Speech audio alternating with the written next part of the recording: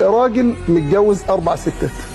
القصه فيها مفاجاه. الرابعه الدلع كله، الهنا كله اللي نفسها فيه بيعمله لها. دي رقم كام؟ 4. الثالثه حاسس انها غداره قوي، مجرد ما هيموت هتتجوز غيره. الثانيه السند والظهر. تمام. الاولى مش سائل فيها وناسيها. تمام. العيال بقى وبتاع والقديمه خلاص بقى راحت عليها بقى. ايوه راحت عليها. كده كام دول؟ 4. يبقى رقم 4 الدلع كله. 3 الغداره. 2 السند. والواحد مش موجود. حلو خالص. هو امير وغني وكبير، مرض شديد، فالدكاتره قالوا له شهر وهتموت. فهو قال ايه؟ انا اموت واروح ادخل القبر لوحدي وانا مدلع الناس كده؟ انا عايز اخد واحده من زوجاتي ال4 معايا القبر، ما اروحش اقعد لوحدي. ما شاء الله تونس. بالظبط تونس. فاول واحده يعرض عليها مين؟ رقم 4 الدلع كله بقى، اللي هي يعني عمل لها اللي ما يتعملش. فقالت له لا لا لا لا خالص، انت مجرد ما هتموت انا ابقى في حته ثانيه خالص، مستحيل اجي معاك. زعل طبعا.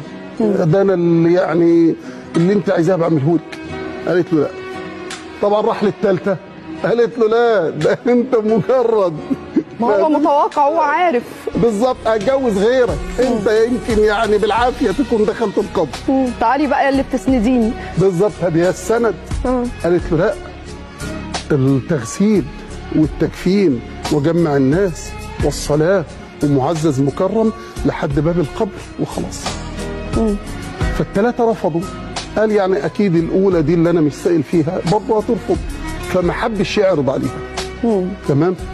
فما عرضش عليها. فجاه سمعها هي اللي بتقول له انا اللي جايه معاك. اللي هي الاولى اللي ما بيهتمش بيها. فزعل جدا من نفسه وقال لو عاد بي الزمان مش ههتم الا بمين؟ بيها هي. بيها اللي هي مين؟ اول واحده. الله ينور عليك. الرابعه الجسد. ما انا لسه كنت هقول لك بقى احنا ايه الحكمه بقى من الموضوع. الرابعه الجسم. الثالثه المال. الثانيه العيال. الاولى العمل. طب تعالى بقى نراجعهم بقى كده عشان نشوف الصوره بقى بشكل تاني. احنا قلنا الرابعه اللي هي الدلع، اللي هي الجسم، الاكل ليه هو والشرب ليه هو والبرفانات واحلى لبس واحلى فسح. انا بهتم بمين؟ بجسمي. تمام. الثالثه المال، مجرد ما هيموت هيروح لغيره. الله عليك.